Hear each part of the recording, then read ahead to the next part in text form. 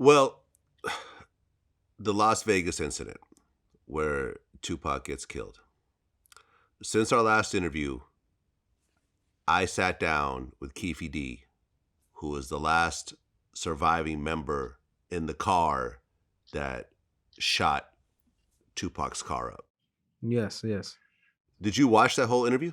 I didn't watch the whole interview. You know what I mean? I think I checked a few minutes and I just couldn't watch it. You know what I mean? Because for me, it's like, it's difficult to watch an interview of someone who admitting that he was in a car with the people that killed a person who was like a brother to me. You know what I mean? So I couldn't do it. You know what I mean? Did you know who Keefe D or Orlando was before that situation? Not before the situation. After the situation happened, um, it was kind of like a war in Compton after that. You know what I mean? And then we start hearing like they from this hood. Keefe D, nephew was Orlando Anderson. Orlando Anderson was he was known to be a rider. You know what I mean? He was known to be a legit gang member. He was known to be a gangster. That's what it was words on the streets. You know what I mean? But I never heard of him before that. I knew about their hood. You know what I mean? Because I used to go to Compton a lot with some of Suge little homies. So I kind of knew about, what place to go to, what try to stay away from, but I never heard of him. You know what I mean? I knew, for example, that when Puffy and Biggie was coming to LA, they was hiring them for security. That's how the first time I think I started hearing about the Southsiders. Well, Keefe D lays out the whole story. What led up to this whole situation, the night of, the actual shooting, and then the aftermath of that particular event. For anyone who thinks that there's a conspiracy that Suge had Pac killed or the government somehow had him killed, just watch that interview from beginning to end and you'll see the exact timeline that matches up with everyone else's timeline that was actually there. And from what the rumors that I had heard was that the arm that stuck out the window was not a skinny arm like Orlando's. It was more of a beefy, muscular arm. Yeah. You heard the same thing? I heard the same thing. You know what I mean? I heard the same thing that I kind of even heard that Orlando wasn't the one that, of course, somebody in that car done it, but it wasn't him. You know what I mean? And like I said, man, when it comes to these type of things, even if they get away from it in this life, you know what I mean, they ain't gonna get away from God. They gonna, you know what I mean? You can run, you know what I mean? You can try your best, you know what I mean? Because Pac, unfortunately, you know what I mean, we know in the streets these things happen, Vlad, you know what I mean? I just wish that Pac, because he's a very intelligent person, we can't change the past. I just wish that night he would have reacted different, you know what I mean? Because he know better. Like Pac is the type of person, like he used to teach us not to do these type of things. But unfortunately, when it's your time. You know what I mean? What can you do? Yeah, I mean, me and Edie, we talk a lot. We're friends. We live close to each other. We hang out, and he has always described it as just a perfect storm of bad events. How just they should not have seen Orlando in the MGM. That car should have never ran into Tupac's car. Like all these things just kind of went very, very badly. Yeah. And it all just kind of fit together.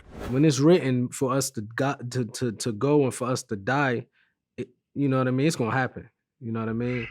Yeah. And I guess, when you talk about just a perfect storm of bad events, yeah. If you really think about it, after a situation like that in the MGM, right, when everyone knows they just stomped out someone from the Southside Crips, which is the enemy gang of essentially death row.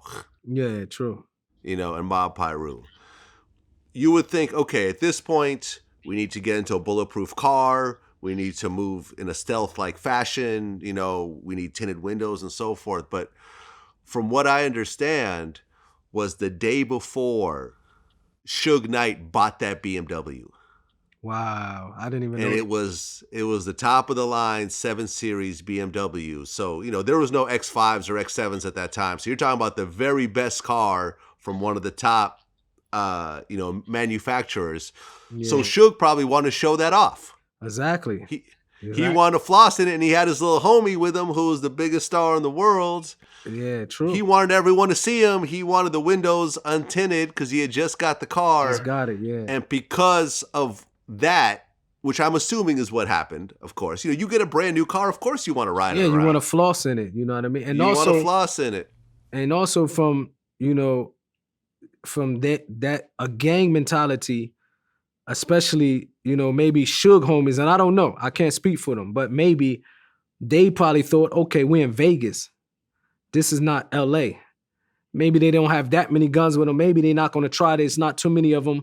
So they probably thought maybe when we go back to LA, we're going to really have to be on point. But we in Vegas, this neutral grounds for everybody. This nobody hood. So I guess they felt lax. You know what I mean? I guess they felt like it couldn't happen then. And it did, you know what I mean? Well, yeah. I mean, in the Keefe D interview, we talked about how after the MGM incident, they were hanging out with this guy Zip, who was one of Puffy's guys, and they got the gun from him. Yeah. And there was the rumor that Puffy was supposed to pay like $1 million or whatever for the hit. And just recently, I interviewed TK Kirkland. Yeah. Do you know where I'm going with this? No, I want to hear, but TK Kirkland funny though, man. Go ahead. TK Kirkland Yeah. was actually best friends with Eric Von Zip. Wow. They were roommates. Yeah. Wow. And TK Kirkland confirmed that Zip got a $500,000 payment from Puffy. Wow. But Zip kept that money. Wow. So he confirmed it pretty much that. He confirmed it on tape. And Zip is now dead. Yeah, I already died. Zip died of cancer. But Zip took that money and bought like a nightclub or something with it. This is crazy, and man. never gave it to Keefe D and Orlando and them. Well, the story that has circulated was that after Tupac got killed, Puffy allegedly gave the money. I heard to Zip. Yes. And Zip was supposed to give the money to Keefe and them. Yes. But he never gave the money to him. But thank God he never gave him the money, right? Think about it. If he gave the money, Puffy will be in prison now, money for hire, a murder for hire. So thank God. If this is a true story, I'm not saying yes or no, but if he would have gave them the money, it'd have been a murder for hire and Puffy would be locked up. But, in a way, that kind of saved Puffy, because had that money been handed over, then Puffy could have potentially been up for a murder for hire. But since he just gave this dude some money and the guy kind of kept it, and now he's dead, Puffy can't really be tied into nothing. Man, that's crazy, bro. That's crazy, man. But I wouldn't be surprised. You know what I mean? I wouldn't be surprised. Because we also heard these rumors, And when you're a scary dude, Vlad, like, from what I knew, and I'm talking about during those days, during those times, Puffy was very intimidated of Suge. You know what I mean? So when you're a scary guy and you have money, it's easy for you to pay someone to do your dirty work,